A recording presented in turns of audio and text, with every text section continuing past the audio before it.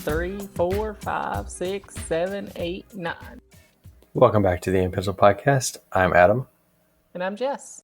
And good afternoon, good evening, good morning, good day. And good night. Good We're gonna everything. do the whole Truman Show. If I don't see you, good afternoon, good evening, and good night. Is that where I got that from? I don't know where you got that from. I don't know. I just know that's in the Truman Show. So we're here today to talk about one of my favorite topics, aliens. Do they exist? Are they real? Should we care? Should we not care? Do we care? Do we not care? UFOs? You asked 2 different questions, like 8 different ways. It's fine. It's just making sure that the objective here is completely understood in as many ways as possible. Do we exist? What is existence? Yeah. The bigger question, does life exist on other planets? That is a great question. And the answer is there are no other planets. There is only Earth. It's very geocentric. Is that our geocentric? It's a very geocentric perspective you have there. Oh, it's not geocentric. It's just geo.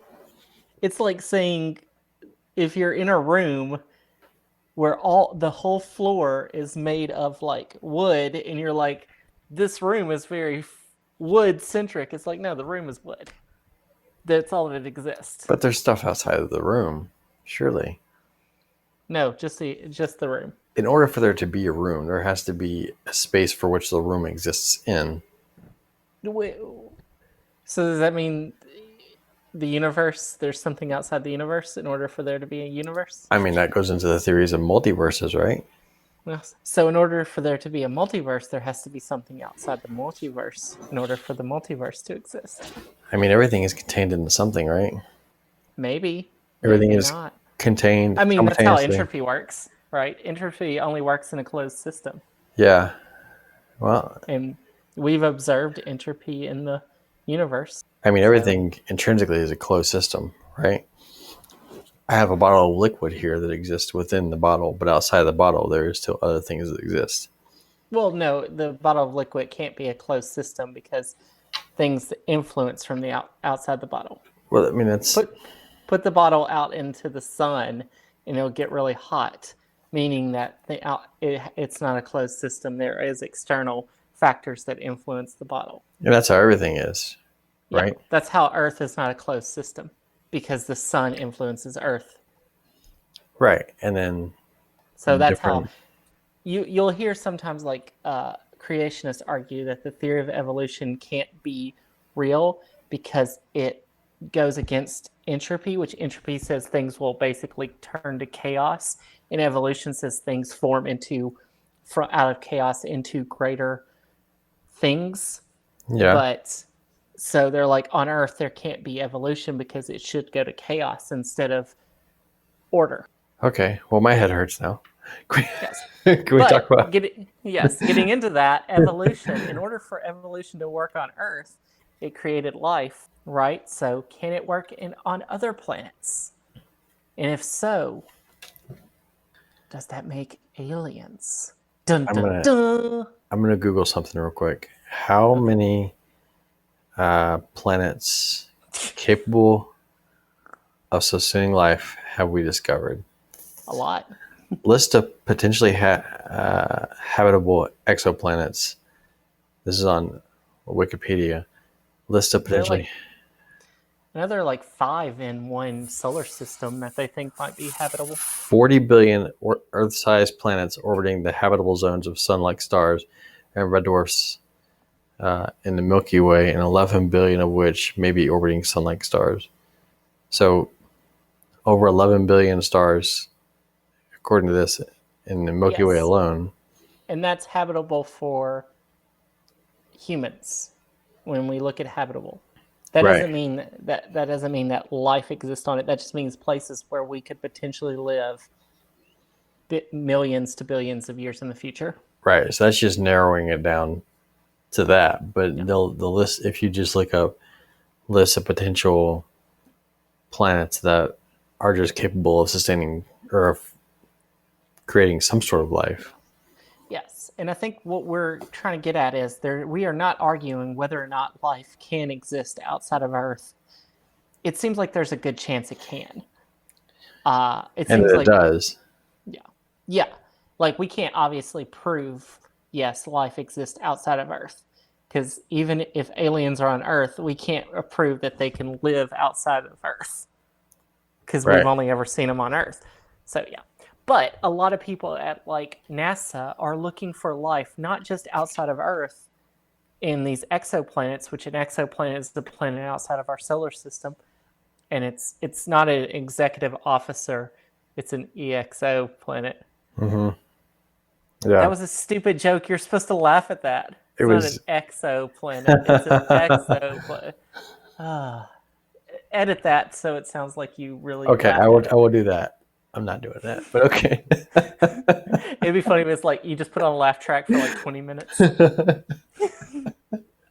I literally need to And find you send that version to me, but you send the other version where out to the it's just public. like I'm gonna crickets. find a laugh track so we can put it in whenever we had bad jokes. See, this is why I need a freaking mix board for. This is why I need a mix board so we can do exactly that. Boo. But they're so expensive. Yeah, Well, just make a mix board on your computer. I don't know how to do that right now.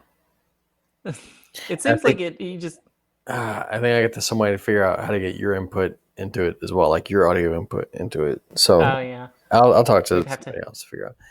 yeah. Anyway, So yeah, so exoplanets, they're not just looking at exoplanets to see whether or not life exists. We're looking inside our own solar system yeah, at like Venus, at Mars, really hard at Mars. Europa. Looking at yeah, Ceres, sorry, the dwarf planet in the Yeah, series. Yeah. asteroid belt. Ceres, Titan, I think, has been looked at. There are planets we think life may form in the future, such as I'm blanking. Well, not planets, not all planets. Some are dwarf planets, some are moons around Yeah. Jupiter. Obviously, Jupiter is. It would be difficult for life to form, stable life to be on there. That advanced life is how we'd say it for. That's the kind of life we're looking at in this topic, because if we find bacteria on another planet, we're not going to say aliens exist, which would technically be true. And technically, aliens do exist in another realm. If an alien is a creature from one body that goes to another body in space, then we've had at least 12 aliens I mean, because 12 American astronauts have landed on the moon. yeah. That's just the ones who've landed on another body in our solar system. So we've had at least 12 aliens. Yeah. Well, you would think for the purpose of what we're discussing here, that probably wouldn't qualify for what we're talking about. No. But we know for sure that if we land humans on Mars, we're no longer looking for aliens. We are the aliens. Right. Because anything that lives on Mars is going to see us as aliens, and we've already made our presence known on Mars. So, right. That you can cut all that out, but that is No, that's fine. That's fine. It's a very interesting thing to think about. Like we've sent a lot of robots, no humans, to Mars, but we have sent a lot of robots to all over the solar system. So if there is life and beyond, yeah, well, the not Voyager. Much beyond. Well, I think Voyager just left the boundaries of the solar system like a couple years ago. There's some debate on whether or not you count that the bounds of the solar system. Our known bounds, anyway, because we keep discovering, like Planet X or whatever, we keep discovering celestial bodies outside of the realm of Pluto. The Kuiper Belt, and then whatever is past the Kuiper Belt. I don't know I can't remember what it's called. But yeah, so we have put alien spacecraft all over our solar system, and Voyager is off into either at the very edge of our solar system, and by the very edge, we basically mean a space that is like 16 times longer than the space from the sun to the Pluto. Yeah. But either Voyager is at the edge of our solar system or in interstellar space. But there's so much that we've created that's all over our universe or all over our solar system around planets, dwarf planets, asteroids. We've created a lot of alien spacecraft. We've So also created any a lot of like, junk. well, we do have a lot of junk out there. We can get into why on Earth are there like 20,000 needles orbiting the Earth currently. 20,000 what? Needles. It was a weird experiment that NASA did back in the 60s or 70s.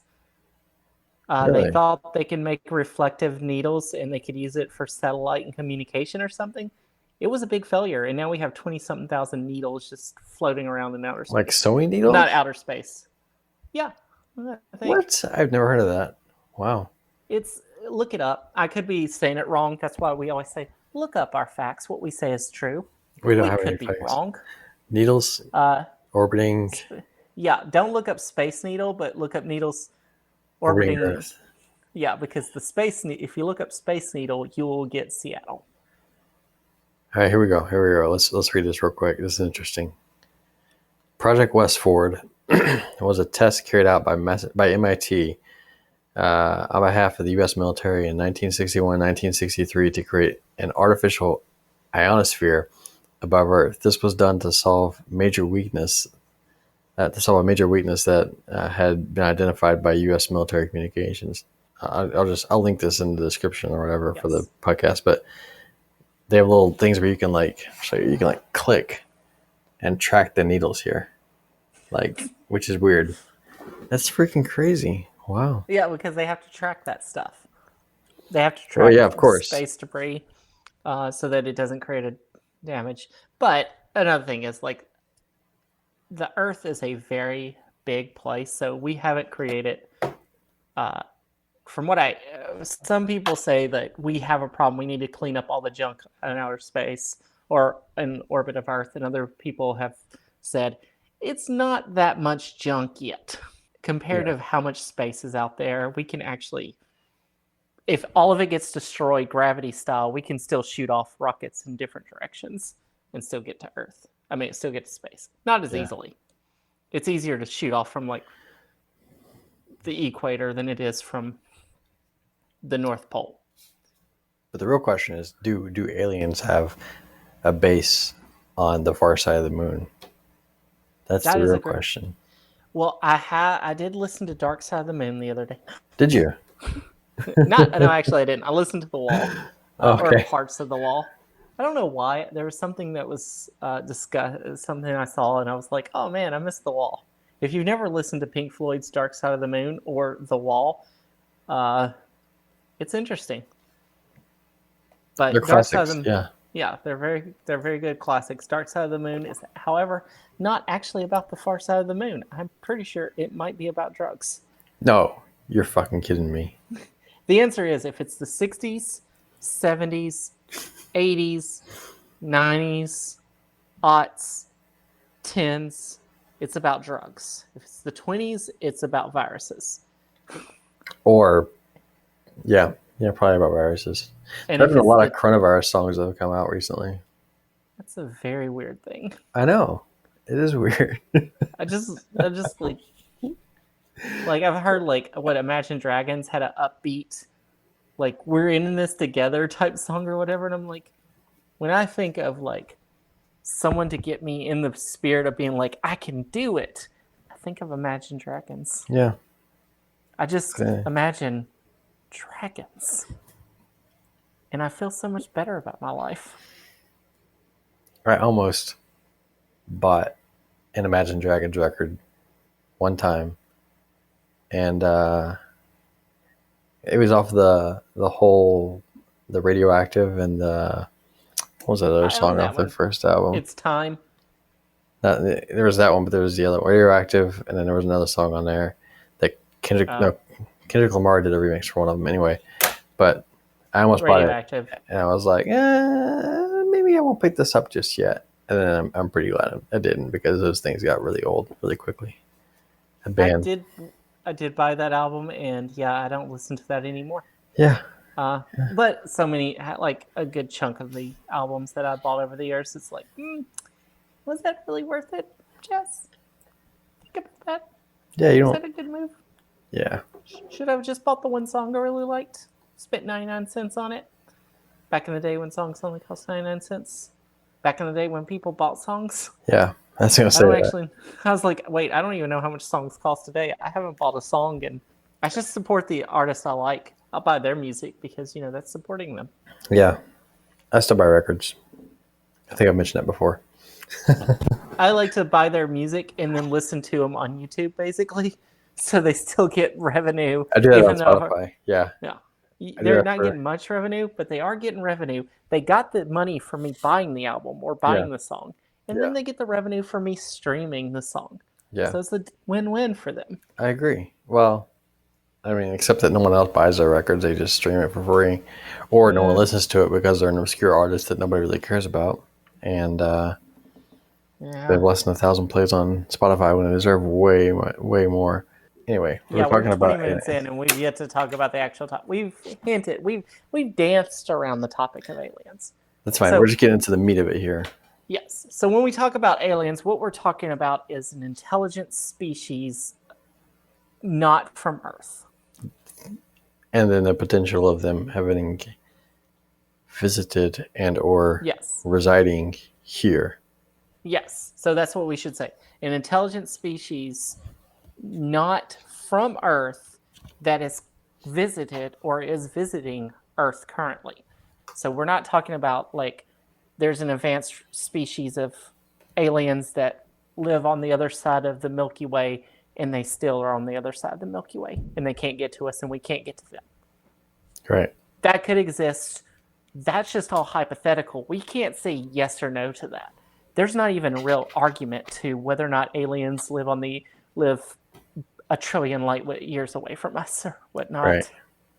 I don't know. Maybe. There's a strong likelihood. Yeah. Sure. What do we? What? Yeah. It doesn't mean anything to us. Well, the What problem is does we have matter no is idea how far along in the evolution of the universe we are. So we have no idea how far along in the evolution of the universe that some other civilization or some other occupants of another planet are relative to where we are.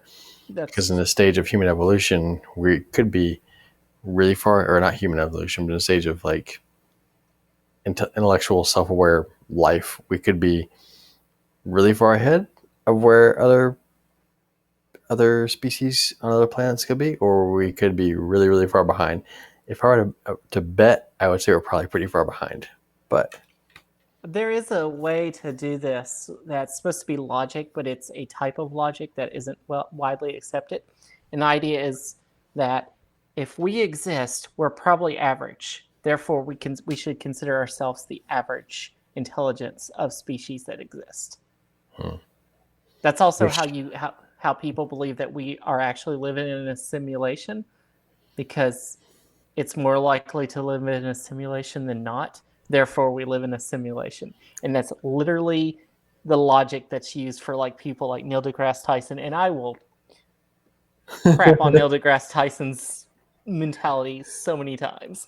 And there's some things I almost said, but they are alleged things he's done. So I cannot say that he is this type of person.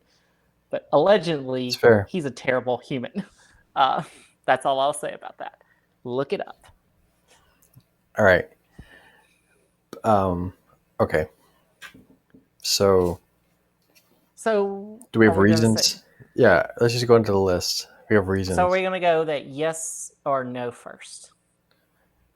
Why shouldn't I believe that aliens exist and they've visited Earth? Okay. After all, I have a poster of UFOs right here. Why shouldn't I believe it? Well, Adam, as you know, we are on a podcast, which is not a visual medium. I'm well aware, but now they know that I have a poster. He pointed to his poster as if you, the listener, I almost said you, the viewer. So, Adam has a poster of UFOs. Here are a few reasons why you should not believe that UFOs exist. 1, I don't know why I started with my phone. Again, not a visual medium. Yep. So 1, we always have to find a reason to explain why weird things happen. So when we see something up in the sky that looks weird, we're like, oh, that's a UFO. And by UFO here, of course, I'm talking about alien spacecraft and not unidentified flying object, which is obviously if you see something flying in the air and you don't know what it is, it's an unidentified flying object by definition. But oh, that's an alien spacecraft. It has to be an alien spacecraft because what else could it be? Then that gets into we don't trust science when science has explanations for it a lot of times. Now, this not saying science has explained every UFO because first of all, science is not like this. It's not big pharma, big science that doesn't exist. There's so many different types of science. Right. But we do have a tendency not to trust scientists. I think current times and the first half of 2020 show that Americans are weird about trusting scientists when it comes to certain things. We trust science in some regards. Like we're like, oh my goodness, my computers, my phone, they're so awesome. Thank you, science, for allowing us to have this technology. But no, global warming is a hoax. Same type of scientists have actually helped create both of those. Right. Or we love having our medicines that make us feel better when we're sick, but we refuse to take vaccines. Or when science evolves. And that's the thing. Also, science evolves. But this is not a topic on why scientists have changed their minds over the past several months on certain viruses, because as they've learned more information and they're better educated, therefore they're able to make more informed decisions. And people are like, well, you didn't say that 2 months ago. They also didn't think cars were dangerous back in 1912, but you don't see people saying like, drive willy-nilly at 180 miles per hour around a curve, you should be fine. That's long side quest. So we don't trust scientists who have explanations for like things that happen. But the other one is we always think the government is hiding things without evidence that the government is always hiding stuff from us. We'll get to another part of that in a moment. So we always think the government is hiding aliens from us. But because the government hides certain things, because the government has to hide certain things, we all have to hide certain things. Yeah. Go ahead. I've worked in the medical industry. I'm bound by HIPAA I'm still bound by HIPAA on people that I haven't seen or in years, and stories that I have, funny stories too, that happened literally 12 years ago that I cannot speak on because I'm bound by secrecy because that was my profession. Right. Of what I did. So secrets have to be kept in a lot of ways. That doesn't mean they're bad. It just means I can't tell you these funny stories that happen with patients in a hospital. But on that note, the government is absolutely terrible at keeping secrets. Absolutely terrible. Like everything that the government knows is out there in some form. Like, oh yeah. And it's just all you do is just search for the right search terms, and you can find out pretty much everything. It gets into it's impossible to keep secrets. This is the biggest problem with most conspiracy theories. Yeah. Like, oh, they have this. There's this secret Illuminati or whatever. It's impossible to keep secrets. People will always talk. Yeah. There were so many people that worked on the moon landing. One of them would definitely have talked with enough information to get the ball rolling that people would be like, oh, the moon landing was a hoax. But it hasn't happened because it wasn't a hoax. Right. And yes, governments, this is always gets me when I'm watching like commercials and they're like, it's got military grade encryption. And I'm like, I don't want military grade encryption. I want something that works. Yeah. The government sells to the lowest bidder. Yeah. Well, and they contract the lowest bidder. Yeah. And I mean, yeah, that's what I meant. They do their stuff with the lowest bidder. So it doesn't mean the best.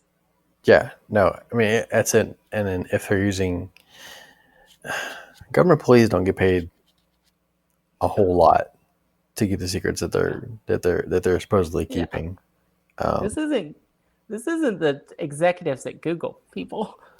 Right. No, Google and Apple and Microsoft are probably 10 to 15 times better at keeping things secret than any government in the world. And that's because they incentivize keeping those secrets. So yeah. just put it in perspective, like video game companies. Uh, Nintendo. I'm a big Nintendo fan. Adam's a big Nintendo fan historically. If you don't Yeah. know that, check out our YouTube page where Yeah. Sure. we're playing through our favorite Nintendo game. Yeah. But they keep really good secrets and they use a lot of misdirection. Yeah. And they do it better than most governments. And Yeah. that's just a video game company that doesn't have any real stakes at accidentally letting some information out about a game they're working on that they're going to tell you in the future anyway. Right. And that's just Nintendo's a very tight-lipped company when it comes to video games. So yeah, it's really hard to keep secrets. Yeah. The government tries to, but it doesn't do as good a job as any large corporation probably could.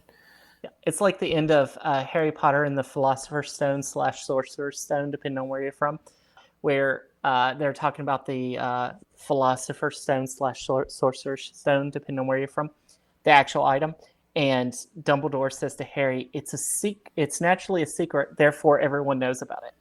Yeah. And that's how those go. Yeah. So then I'm going to get into. I have 3 more reasons why you should not believe in UFOs. Okay. Next one. This is a classic one, the Fermi paradox. If you do not know what the Fermi paradox is if aliens exist, then they should have already got in touch with us if they were capable of it. Why haven't they gotten in touch with us? That's a very simplified question to it because it has a lot of good answers to why they haven't. But it's true. Why aren't aliens just getting in touch with us? If they can. We get in touch with all types of creatures out there. We taught a gorilla how to talk with sign language. Dolphins. Yeah, we do this all the time. Now, I know that's on Earth, but trust me, if we found some like dolphin or gorilla-like species on Mars, you better believe we're going to be talking to them. We're going to teach them how to speak English so we can understand their... Yeah. And we're going to ask them what good drugs they have on their planet that they've been smoking. That's really the most important question that we could ask any alien species is what kind of drugs do you have? I honestly believe when the first 2 plants that they're going to have when they go to Mars and colonize it are potatoes and marijuana. Yeah. I mean, that's all you need to live, right? Maybe some shrooms too. Yeah. Shrooms might be a little harder to grow. Yeah, true. Marijuana will grow anywhere. You literally throw a marijuana seed into space and it will grow out in outer space, I think.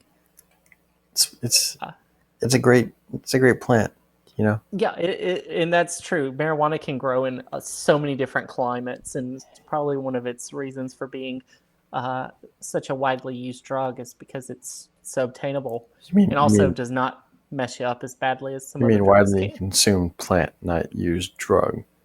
Widely consumed plant. That's what it is. Like carrots. Like carrots. Because or it does green the same beans. thing. You know, because whenever I eat green beans, I have an altered state of consciousness. I mean, you know, side effects. Side effects. Drug is just a side effect. Okay. So, 2 more points. Sightings really started showing up around the Cold War. That's when most of the sightings... Now, this does not mean that all sightings didn't happen until the Cold War. But the sightings went from a small group up to a really big boom around the Cold War. And we had all kinds of stories. And people saw aliens. Like they actually saw their physical bodies where you could see them not wearing a spacesuit. So there's 2 problems. One, sightings happened around the time that there was a lot of fear that the Soviets were going to kill us. A lot of fear in nuclear weapons at the time. Yeah. And also, so that fear creates a lot of different things that we believe. We start seeing things and believing all this weird stuff's out there. And the second thing about seeing the aliens, because we're not going to get into, Adam and I talked about this, we're not going to get into the different type of alien species, but if you can see the alien species, that means it can be on Earth without a spacesuit, which means that it has to come from a planet that has the same atmospheric composition, the Mhm. same gravity, and the same and they have the same basic needs that we have to survive. And Yeah. also, they're not afraid of viruses. Because if you remember War on the World, oops, spoilers, in War of the Worlds, viruses kill them. Yeah. And also, you got to think Mars attacks. They wear the spacesuits. They're fully suited up and ready to go, but they were not prepared for country music. I never saw Mars Attacks, but I do have a CD of the World of Worlds, Yes. the original radio Oh, the broadcast yes. that set off the whole alien movement. Yes. So I mean, those are like there have been, just to be clear, there had been alien, there not there have been like UFO sightings for way further back yes. than that, and there have been supposed interactions with these beings for as far back as humanity existed, right? Yes. So yeah, we're not saying all of them. We're saying the bulk of them have happened around this time. The version of alien encounters that we understand at this point in time, yes. Yeah. So it gets into the point of like when I get into the second point that I was saying there, like if we go underwater to see species on the bottom of the ocean, and then we take off our helmet Right. and we're able to interact with them, that seems stupid for us to do. Right. And some of this gets into that where like, oh, they're just going to take off their protective gear and not, worry about viruses and Well, bacteria. that's assuming that the creatures that the Greys, I think mainly that people are familiar with the Greys, assuming that they are actual organic beings and not drones.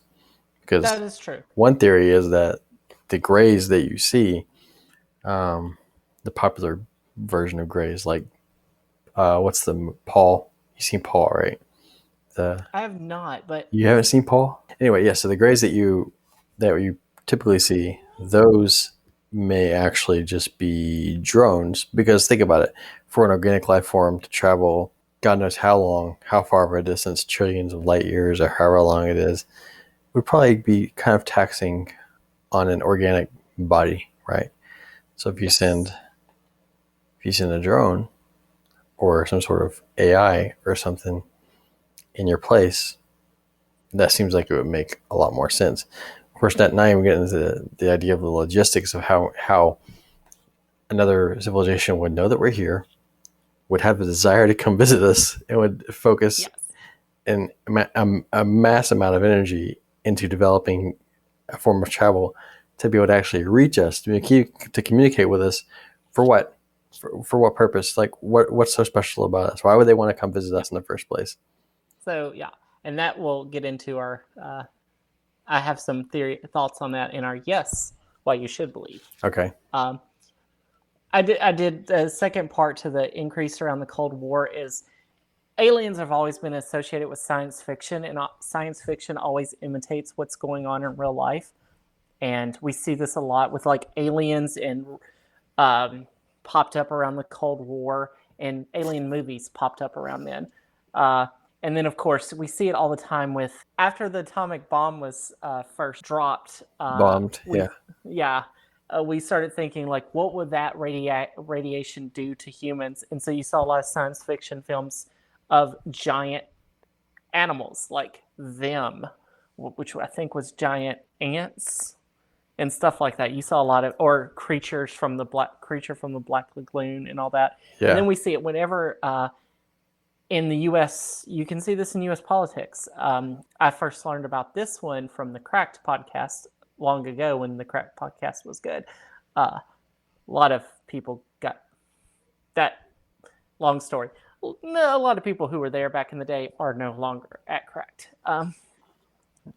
But anyway, when conservatives are in charge, we have a lot more zombie movies. And when liberals are in charge, we have a lot more vampire movies. Because people are afraid conservatives are like zombies and liberals are like vampires. Conservatives are just all like mindless creatures that just follow and just don't care. And liberals are like vampires that only want to suck off of other people and be sex maniacs or whatever. It's kind of true though. Yeah. So it gets you can see a lot by what is going on in our society based on what science fiction movies are coming out. It's that science fiction has always been political, Yeah. and it's talking about the state of the world. So if you really want to know what a decade was like for the people who lived it, look at their sci-fi movies, and you're going to get a lot more than their period pieces of dramas and comedies. Their sci-fi movies they're going to be more symbolic, but they're Yeah. going to tell you what the real fears were for that decade or that time period. And Yeah. that's really going to show you. So the 20s, you're going to see a lot of fear of invisible stuff. I think is what's going to come out this decade is a lot of invisible entities that are hurting us. So I think I wouldn't be shocked. Not just like the obvious virus movies, but I think you're going to maybe increase in ghost movies.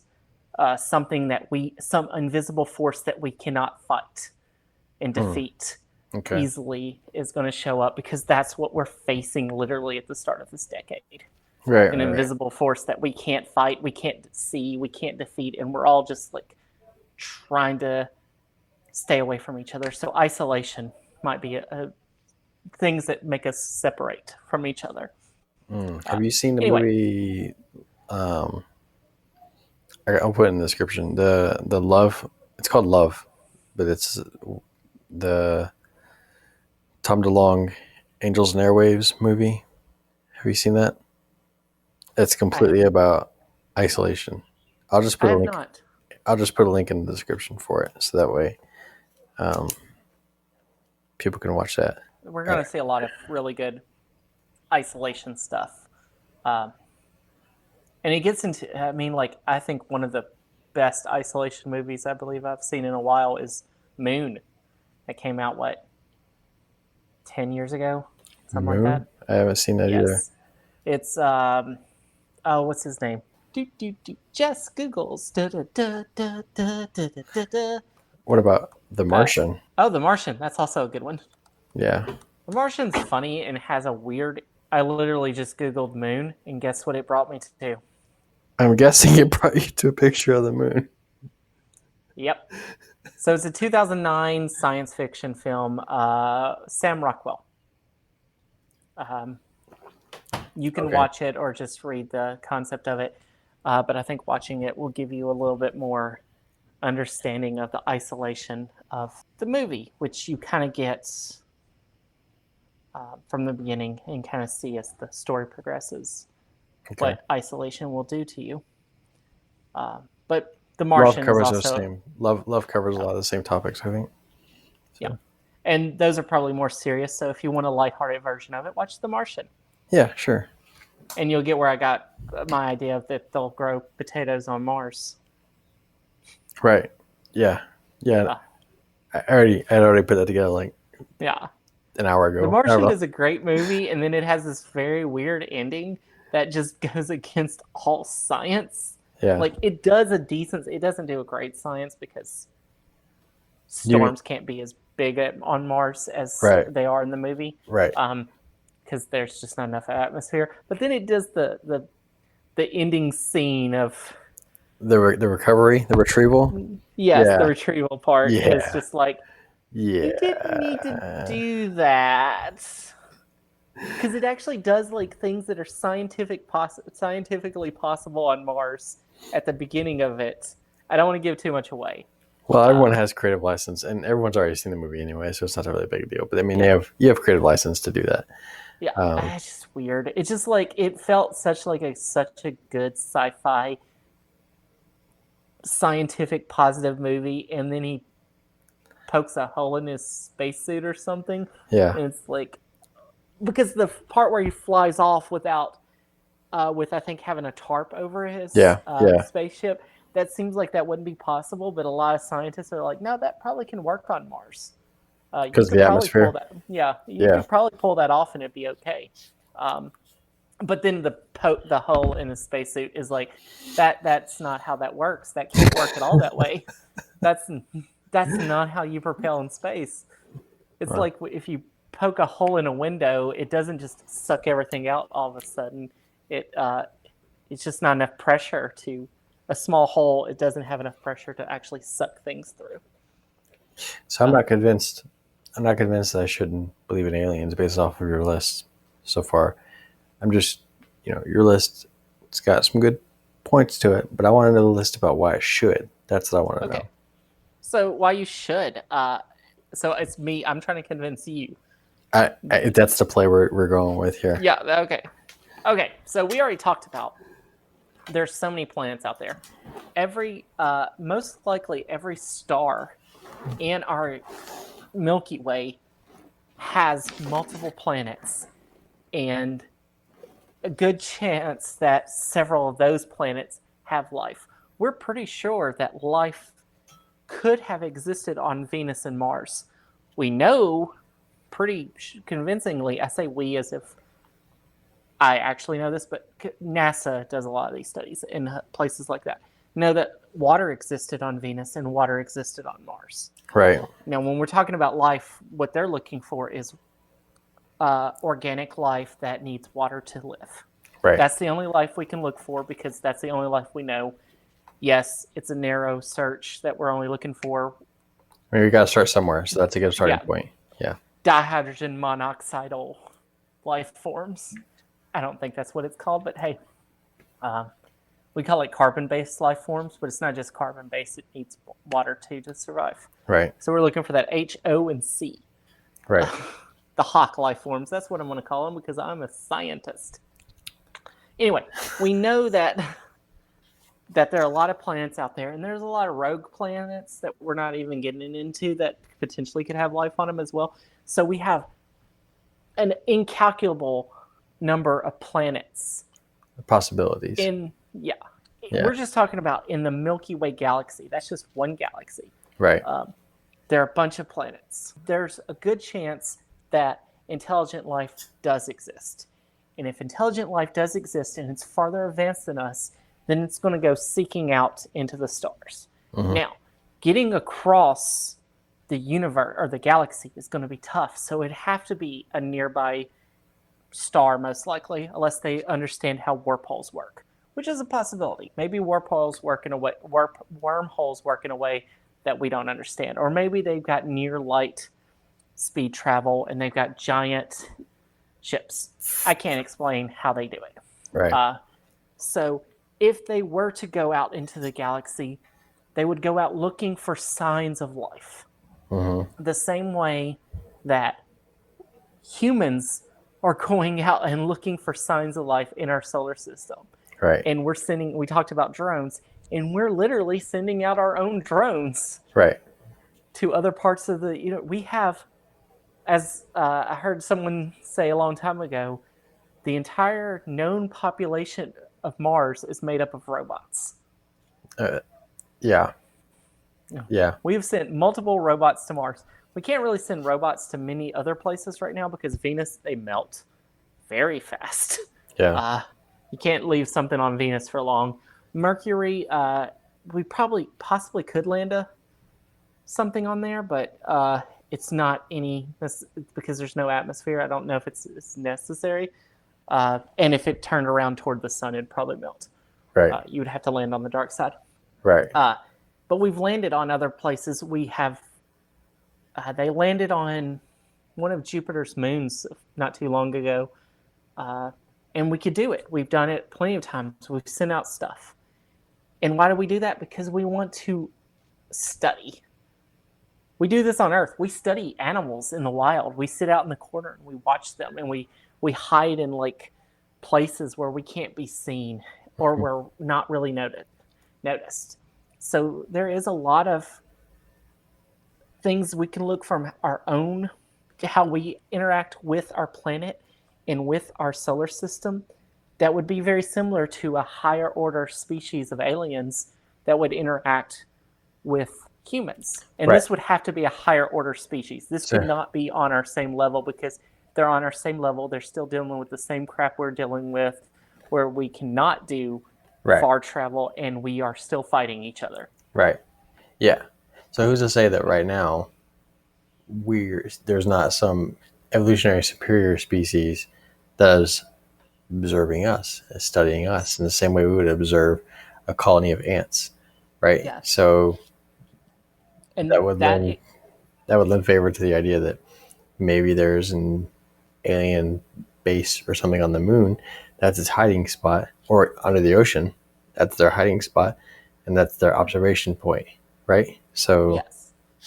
And to go into two other points that people might actually say that doesn't make sense. Well, one, when we're hiding from other animals, we're going to get seen sometimes, right, and we're going to get into some pretty precarious situations where people have died in observing animals when they were thought they were in hiding. So yes, aliens can't be 100% on not being observed because you're making assumptions because you don't know how well we're observing, how well what you're observing is noticeable.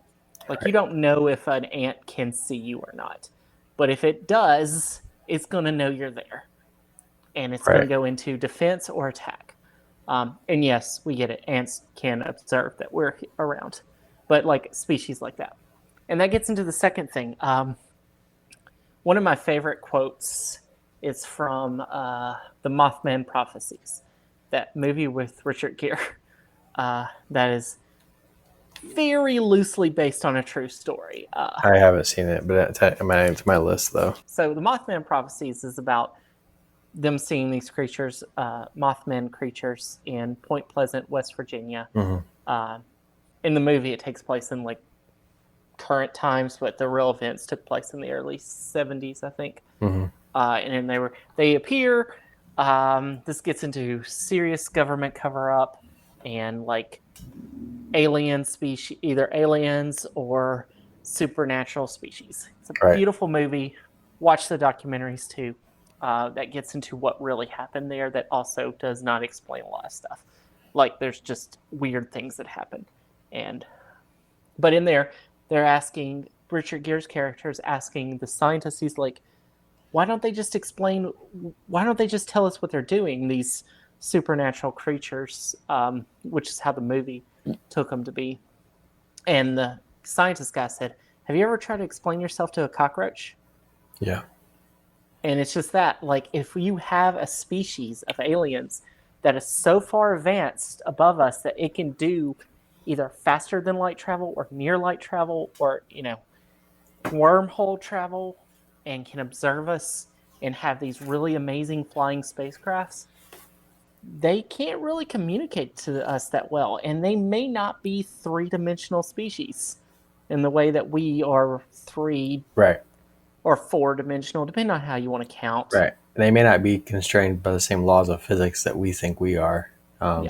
which you could use that and touch on the Nimitz and the other military sightings that have been popular recently, right? That the government said, yeah, those are real or whatever. But Yeah. those aircraft moving in those ways that we can't comprehend, maybe they're waiting for us to catch up. Yes. And this gets into like so many science fiction stuff of like Doctor Who, where the people on Earth are so far behind, and the Doctor has to protect Earth. But Right. Earth slowly starts using the technology to be able to defend itself, and that creates a really big problem between the Doctor and some of the leaders on Earth. It's like, you do not need to destroy other aliens or whatever. We won't get into the politics of Doctor Who because there are many. But the idea of like, we're not yet there, but we can be there. Or Right. the first time on Star Trek where, if you ever watch First Contact, where they had the first faster than light travel, and the aliens see it, and they bring in Earth into their intergalactic union, and that's how Earth becomes a haven for the whatever it's called, whatever the Enterprise is working for. I don't know. I I don't forget know. the name of the government. Like But that, the Empire or whatever.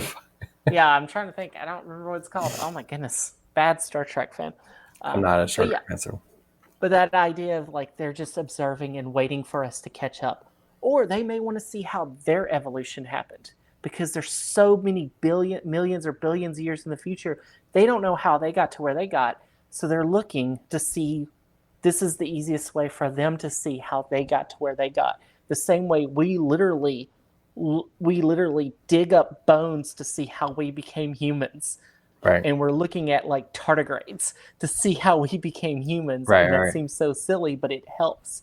And they like, oh my goodness, here we have an easy one to observe. And that's assuming we're the only ones that the aliens are observing. They may be here on Earth, and then at this other planet, they may be all over, and they're just going, and then they go back to their space alien meeting, because they're called space aliens in this scenario. Right. Of course they are. But yeah, okay. So here's another theory. Maybe we are part of them. Maybe humans as a species are actually aliens to this planet that are put here for a certain amount of time. Yep. And then after this life, we're pulled into another form of existence. Like that, Keepers of the Garden, that's the book for that theory. I'm going to go into a different theory that I don't have a book for, but I've heard and I wonder about too. If you ever look at Greys, we're going to talk about Greys, which we said we weren't going to talk about it. So Greys are the aliens that are short and they have the big heads and the big eyes. Paul. Right? Yes, if you've seen that movie. If you're one of 3 people who have seen that movie. Actually, I wonder what that box office was for that movie. Let's look up Paul. I actually love Not Paul. The Apostle. Simon Pegg is a genius. I love Paul's awesome. But Paul film. So it made $98 million at the box office. So it actually never underestimate the drawing power of a dumbass like Seth Rogen and a magnificent Simon Pegg British like comedy. It's great. Yeah, really. It was Nick Frost and Simon Pegg who did the what is it called? The trilogy, whatever their trilogy is called. Shaun of the Dead. Yeah, Shaun of the Dead. World's End, I think, or something like that. And Paul. It's the 3 Flavors Cornetto trilogy: Shaun of the Dead, Hot Fuzz, and The World's End. Hot Fuzz, that was it. I always forget Hot Fuzz. And then Paul. So it's a quadrilogy. I don't think it is. Pretty sure it's not. Okay. But so those type of aliens that you see, like even E.T. is kind of like one of those aliens. He's a little different shaped, but he kind of fits into that. I think you see this Alien Autopsy from the 90s that came out on Fox with these aliens, I believe. Yeah. So if we look at those alien species and we think about the evolution of humans eventually could look like that, where our heads get bigger and our bodies get smaller, because as we evolve as a species, our heads are going to be the important part, because that's where we're going to be much more of a mental than a physical species. So all of our body would not be as big, and our head would get bigger and our eyes would get bigger, because those would be the things that we'd be using more than like our arms and muscles. So in that vein, what if the aliens we're seeing are just humans in the future coming back in time? I mean, yeah, there's that. There's the possibility of, like we talked about before, like portals and time warps and just in any number of interdimensional forms of travel. Yeah, maybe we become like the aliens from Arrival. I haven't seen Arrival. See Arrival. It's a really, really interesting movie on linguistics.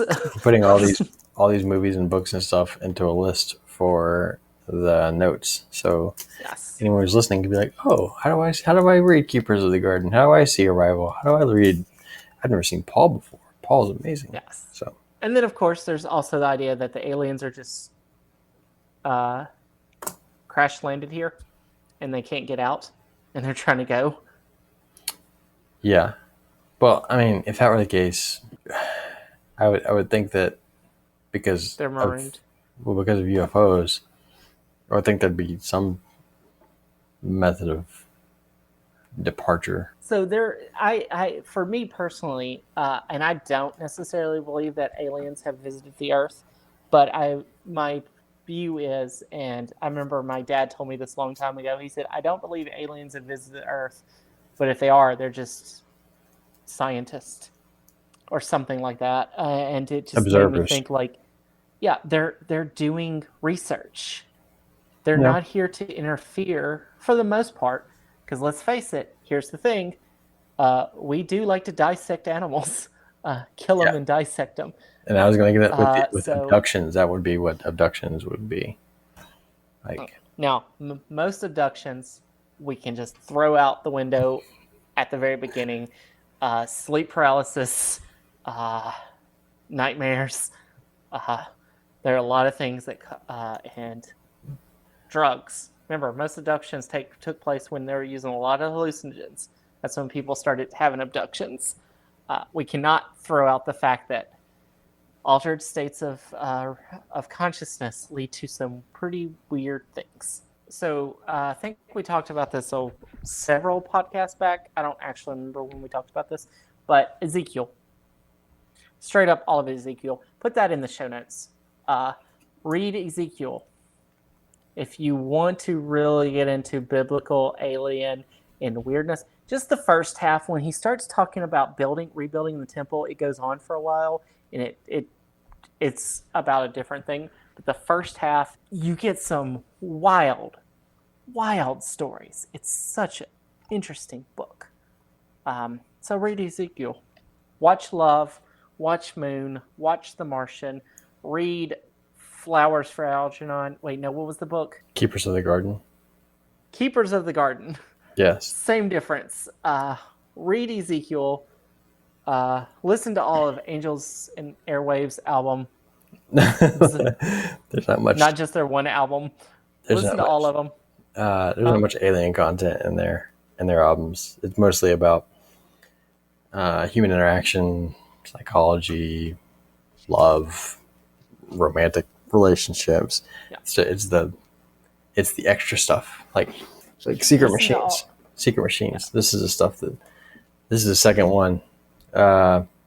Secret Machines, Gods, Man, and War. These are the books Tom DeLonge has invested so much in as far as alien research. So this is the one. Yes. Or this is the trilogy, which there's only 2 out so far. But yeah. Don't watch David Icke stuff or listen to David Icke. Just stay away from him. We're not going to go into the religious fallacies in Mormonism at the moment. Jesus. Look, Jesus. The story of Joseph Smith is no less. The story of Joseph Smith and Mormonism is, to their defense, no less discreditable than any other religious origin story. Every religious origin story is pretty flawed in some way. However, the story of Mormonism is backed virgin birth. A virgin birth. Wait, listen to this. The story of Mormonism is its own unique story that is also on top of Christianity's own unique story that's on top of Judaism's own unique story. So it's like 3 layers up. You have to believe all 3 layers. Okay. Fair point.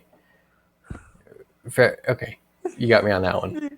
Very fair point. That's like the best argument I've ever made for that. I just want to give myself a round of applause, standing ovation over here, because I'm like, wow, that was actually a pretty terrible mixing board. I need to hunt for Skinwalker Ranch. I'm gonna put that in the show notes too. Yes, I'm just gonna believe it or not, that I know that's a logical fallacy what I just did, but it still sounded cool as heck. No, it. I mean, in some ways, yes, but it sounded. If I were a novice, I would say, yeah, that makes sense.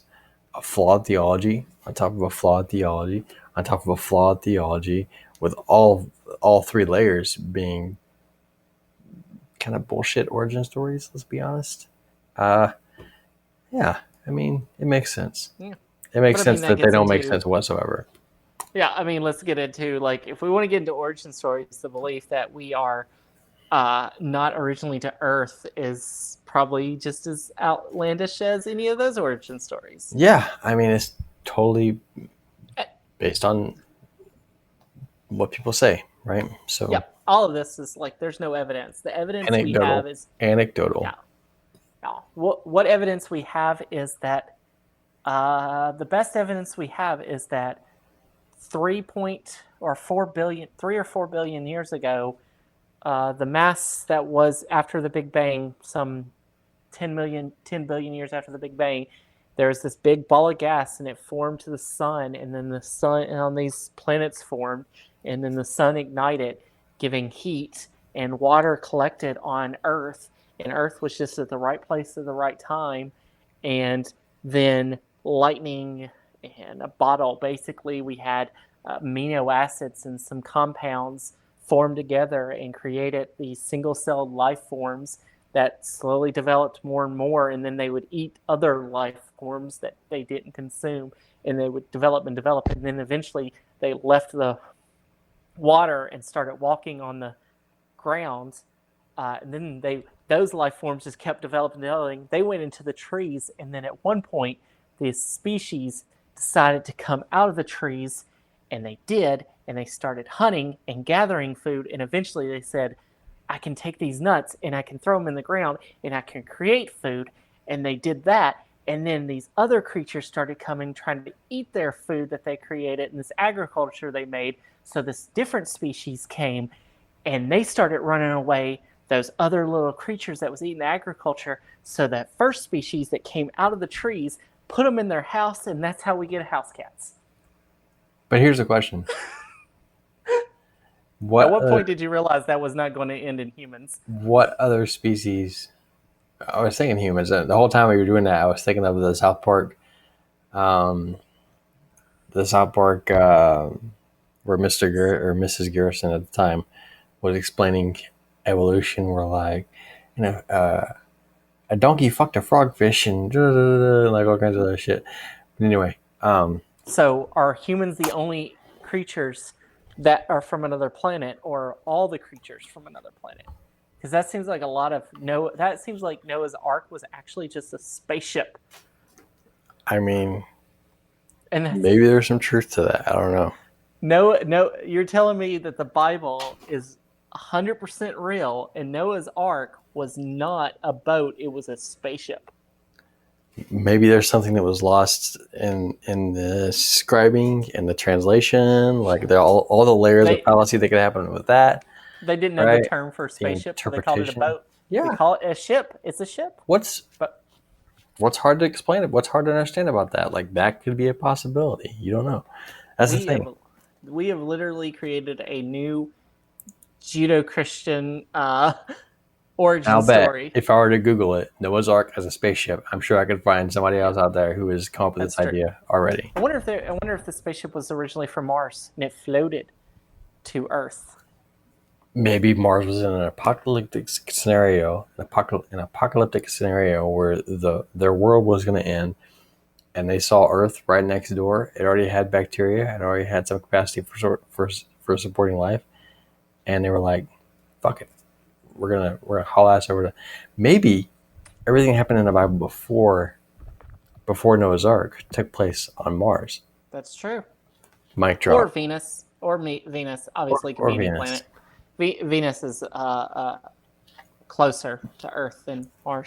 Or a planet outside of our solar system that we don't know about. And maybe Noah's Ark was actually a 747 that they flew in. Have you ever seen 2012?